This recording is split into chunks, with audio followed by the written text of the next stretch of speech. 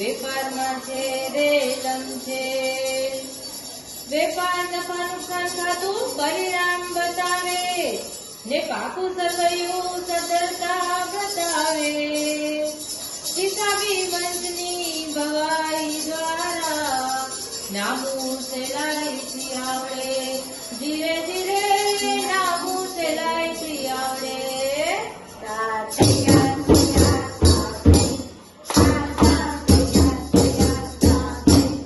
એ રંગલાના ચોપડામાં ચાલી ચાલે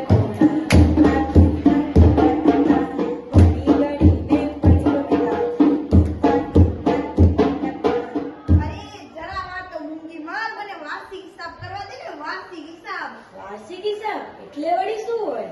જો ચોપડામાં બરાબર નોંધ કરી હોય અને ઉધાર જમા સાચા લખ્યા હોય તો આપણને કાચું સરવૈયું મળી રહે. તેના પરથી વેપાર ખાતું, નફા નુકસાન ખાતું અને પાકું સરવૈયું બનાવાય. તૈયાર તૈયાર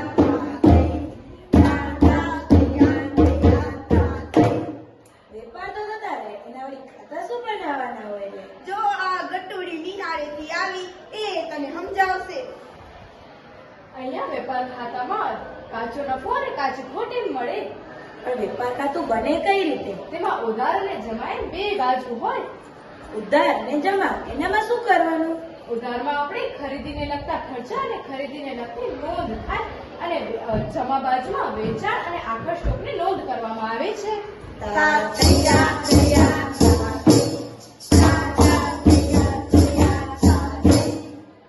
પછી તને ખબર છે રત્ની, નફા નુકસાન ખાતું બનાવવાનું હોય. હા, મને કેવી રીતે ખબર હોય? તું કે તો ખબર પડે.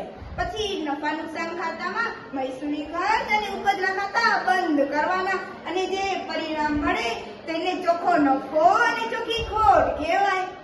ગોતી લો તમે, ગોતી લો, ગોતી લો, ગોતી લો તમે, ગોતી લો.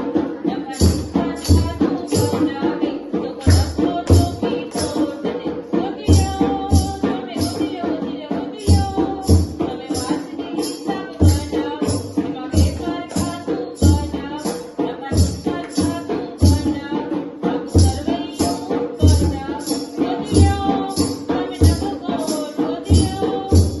પણ રગલી, આ ચોખ્ખી નફો અને ચોખ્ખા ખોટનું કરવાનું શું? અરે આ ચોખ્ખી નફો અને ચોખ્ખા ખોટ ને પાકા સરવૈયામાં લઈ જવાનું. પાકા સરવૈયામાં પાકા સૈયા સૈયા દિલ મે ગાના રે, આંખે પીના જાના રે.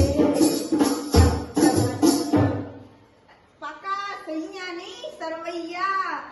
પાકા સરવૈયામાં ધંધાની આર્થિક સ્થિતિ નબળી છે કે સદ્ધર તે જાણવા મળે છે અને તેનામાં બે બાજુ હોય છે, એક મૂડી દેવા અને મિલકત લેણા.